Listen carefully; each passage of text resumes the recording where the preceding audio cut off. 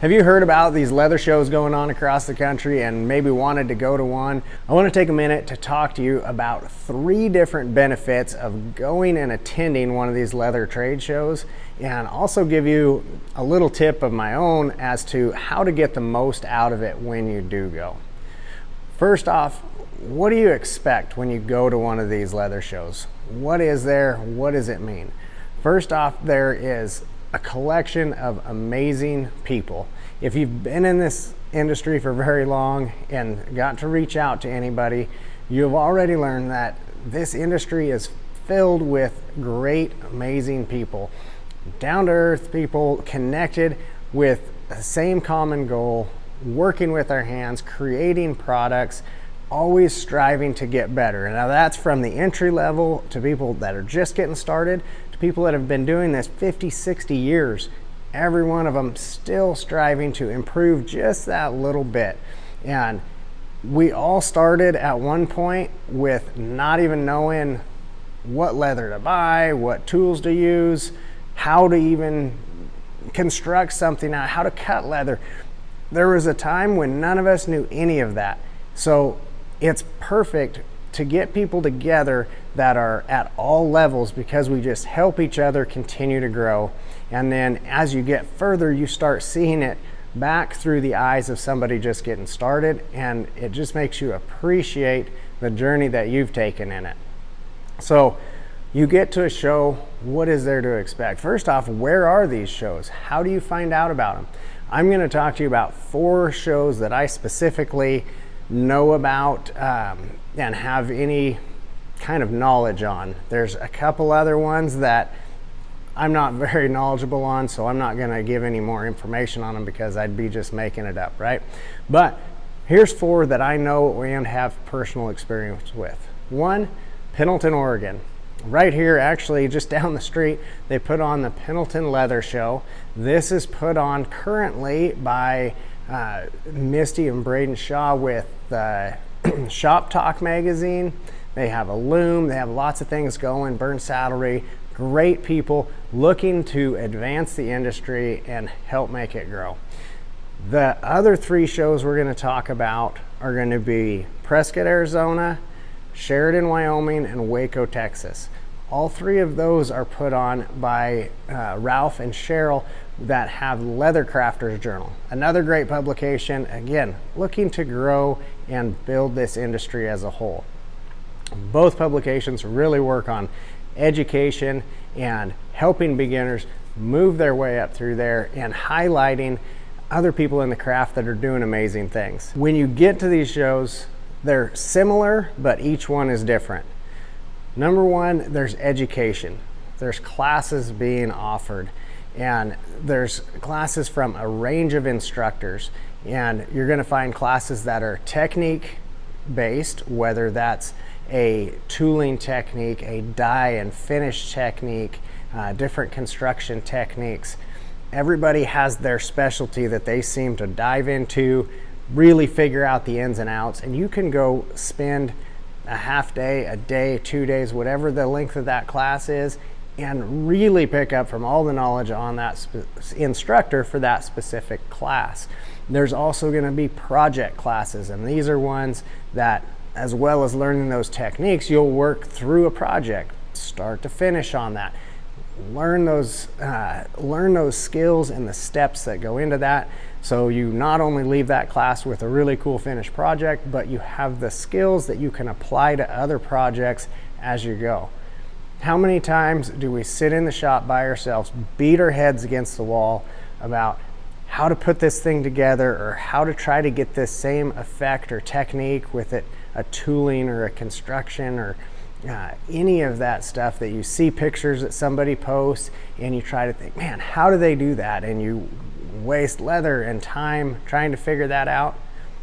You pay for speed, right? We pay for knowledge, we pay for speed. You go to the class, find out those things to avoid all those mistakes. Most of these shows, the classes start earlier in the week. Very beneficial too. You can plan a whole week out of this, go to several classes, and then still have time the last 2 to 3 days of that show for the vendor portion of this.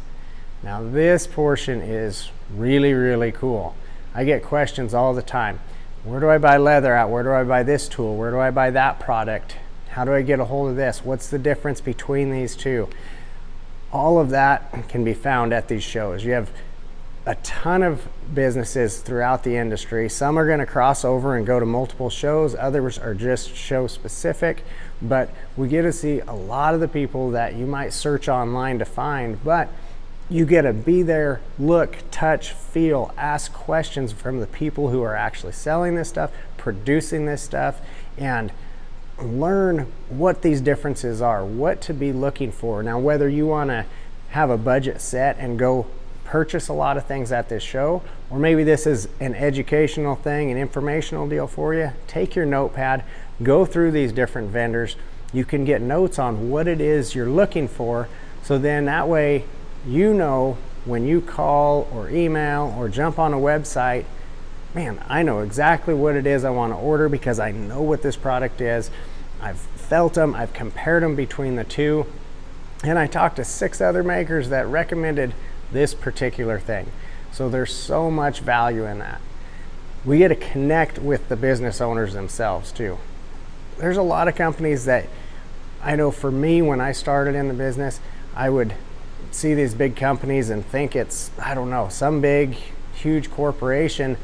And the reality of it is, just like you and I are small makers working in a shop, trying to build this thing from the ground up, that's the majority of these companies either still are or started that way, with family-owned business that's bootstrapping it, figuring this out. They saw a need that the industry had, and they've found the best possible answer to fill that need. And there's a rich history behind these companies, and they have their why, and we get to connect with them and find out what that is, find out what makes their product specific, and how those are going to help you out, or if they're not the right product for you. There's so many different options, so you can go around and see all the booths and talk to those business owners themselves. Now, how many booths are there? How many days do you need to go through this? Every show that I've been to Pendleton, I've been to Sheridan, I've been to Waco. I'm going to Prescott this next year, so depending on when you're watching this, I may or may not have been there yet. But that one, I know, talking to lots of other people, is set up very similar to these other shows. And you have no problem getting through all the booths. Now, you don't want to plan on doing that in just a half a day. If you're somebody who likes to actually take time and look at stuff, have those conversations, be sure to plan plenty of time. So my suggestion would be this, especially if it's your first show. Plan the week. Go ahead, bite the bullet, get there for that week. Especially if you're traveling long distance, we may as well make the trip out of it and get the most out of that. If you can afford to be away from home, work, whatever that is, for those extra days, do it. And then plan your classes accordingly. Find some cool stuff that you're interested in and sign up in those classes. Not saying necessarily my classes, there's tons of other classes there, but get in there. We scheduled a day, my wife and I, this last time, that we went and took a class on Saturday. We had a half day where I wasn't teaching, and we made it a point to go further our education and get around other people in the industry. When you're in that class, you're not just stuck in the shop by yourself watching a video. Now, videos are great. Obviously, I put out plenty of them to try to give those resources to the industry, but there's just something about being in the room. You get in the room and you're right there face to face with your instructor, and even more importantly, you're right there shoulder to shoulder with peers. There may be peers of all ages, right? I had a class this last week in Waco, and I had a young man 15 years old but going at this craft, and I had another man 82 years old going at this craft. But there's common thread in there, there's common ground that are working towards moving themselves forward. But again, we learn together. And if you might be at the point where you don't even know the question to ask yet, you haven't ran into that pitfall yet, but somebody else asks a question And you're like, oh, that's good to know. And now you can just avoid some of those mistakes along the way. And so we really learn so much faster when we learn as a group together. Now, a lot of the classes are pretty small still. I know personally when I set classes, we are usually capped roughly 15. I mean, 10 to 15 in those bigger classes at the shows. That way there's plenty of one-on-one time, and there's plenty of time to get connected with the other people in the class as well. So that makes it really, really valuable. So back to my plan on how to spend that week. Plan your days to where you have those first 2-3 days to go to the classes, and then the weekend where the actual show dates are, that's going to be your Friday, Saturday, or Friday, Saturday, Sunday. You can take classes one of those days or half days, but I would recommend give yourself at least a full day, either 2 half days or 1 full day, to get through all the booths, have the time for the conversations. If it works out to the schedule where you have both, like a full 2 days to go through there, then you can go through, have your conversations, check things out, and then roll back through, make any purchases or ask any secondary questions that you may have at that point. But the last part of this is the community aspect behind the industry. We just got back from Waco and had a blast. We made a family trip out of it. My wife and son flew down there with me. Like I said, Marty and I, we took a class together on Saturday, but my boy, he is right in between the ages of Don Gonzalez's kids, and so those 3 just had a blast. They ran all over the place, had a great time, got to go on some fun adventures, and then we got to spend time, one, as a family, the traveling to and from. Anytime you can get out of your normal routine, your comfort zone, and go, you're going to meet great people, do great things, and just experience life outside of our zip code that we're in, right? Get outside and experience that. But lastly is spend time outside of show hours with other people in the community. I don't mean just the community where the show is at. I mean around the leather community, right? Make connections. You meet somebody in class or at the show, go to dinner together, go to breakfast together. Spending that time together is invaluable. You get to talk about things and learn some of those, again, some of those same struggles and victories that we're all having, and just get to meet people as individuals. It's been really cool. We went to dinner, I think every night we had dinner with people, whether that is out to a restaurant or order pizza in by the pool and hang out by the hotel pool, but just spending that time, not just going to the show and running back to the room and hiding out. But it's great to connect with people. It's great for me being on this end of the camera to connect with you guys that come to the show, that, man, you might feel like you know me, you get to see me all the time on here, but I don't get to see you guys until we get to a situation like that at a show, and you come up and we get to talk and shake your hand and meet some of you in person. I love it. It's great for me.